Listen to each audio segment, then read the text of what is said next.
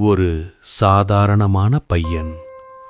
வாழ்க்கையில் எதுவும் சரியாக போகவில்லை. இரவு தனியாக நடந்து கொண்டிருந்தான். மனசு முழுக்க வலி, கண்களில் கண்ணீர். ஏன் எனக்கு மட்டும்தான் இந்த கஷ்டம்? அந்த இரவு அவன் ஒரு பழைய சிவன் கோவிலுக்குள் நுழைந்தான்.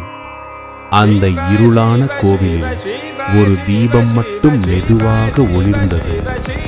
நான் ரொம்ப சோர்ந்துட்டேன், எனக்கு ஒரு வழி காட்டுங்க. அந்த ஒரு நொடியில ஒளி பெரிசா மாற ஆரம்பிச்சது. அந்த ஒளிக்குள்ளிருந்து மகாதேவன், சிவபெருமான் அவரே வெளிப்பட்டார். அவன் நடுங்கினான், ஆனா அவன் மனசு அமைதியாக மாறிச்சு. ஒரு வார்த்தையும் இல்லை, ஆனா ஒரு குரல் அவன் உள்ளத்தில கேட்டது, நீ தனியா இல்ல.